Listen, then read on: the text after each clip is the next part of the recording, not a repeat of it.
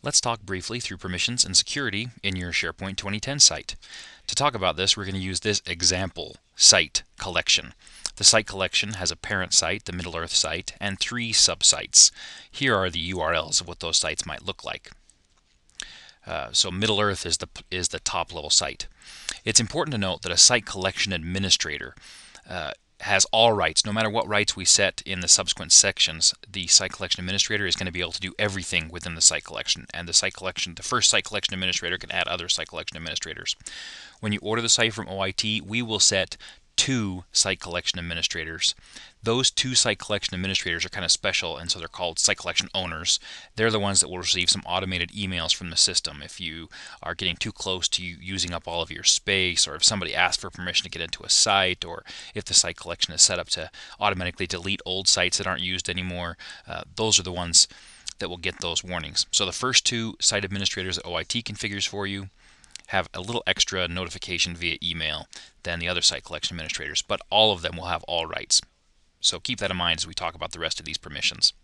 Let's look at the permissions for our example top level site. This is the top site in the site collection, and it of course has unique permissions. There's nothing above it in the hierarchy from which it can inherit, so it has unique permissions. These are Microsoft's recommended groupings to have owners who have full control of the site. The owners can read everything, they can change anything on the site, they can even change the layout of the pages, they can change the HTML on the pages using something like SharePoint Designer, they can change the navigation. Members won't be able to change the structure of the site, but they can change content, they can comment on things, they can create new items in the site. Visitors are limited to read-only access. There is another level of permission called View, which won't let you download documents from the site. The Read permission does let you download documents. So that's the top level permission, and its permissions have been given to these groups. Now let's imagine we set up a subsite called Hobbits underneath our Middle-earth main site, and we choose in the child site to disinherit permissions from the parent site. In this case, the permissions grid will look identical. So if you inherit permissions, it's identical. If you want to change permissions by adding new rows with new permission levels, you must break inheritance. You must stop inheriting from the top level site. In fact, that's exactly what the orcs have done. They chose to stop inheriting, and so they have unique permissions for their site. When they stopped inheriting, they did choose to leave the existing permissions in place. So the middle owners, the middle members, and the middle visitors are still there, but they've added their own orc owners, orc members with full control and contribute rights.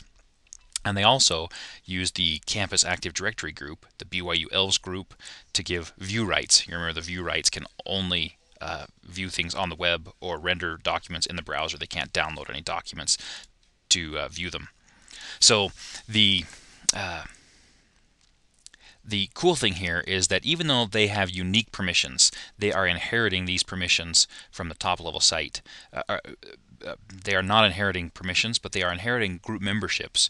So if changes are made to the middle owners group, then those still can flow down to the orcs site, even though they've set unique permissions. They're not inheriting. So SharePoint encourages you to change group memberships rather than add new lines to the permissions grid.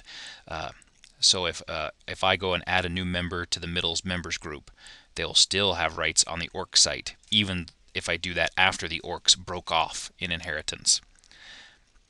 Looking at the Elves site, they've chose to do things a little differently. They took out all of the other groups for owners, and now they have only the Elf owners who have full control over the site, and they chose to retain the middle visitors group, which have read permissions. So they have unique permissions. If somebody goes and changes the middle visitors group, it will still affect the Elves site, but none of those other owners will be able to do things on the Elves site.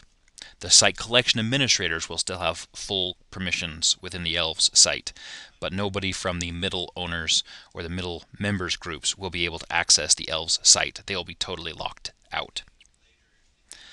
So you can choose where you want to inherit permissions, but remember, once you break inheritance, the only thing that flows down to you from other sites is the membership of the groups. So if people change the membership of the groups which you've granted rights, that will flow down, but no other permissions will flow down to child level sites. So break inheritance with caution and care.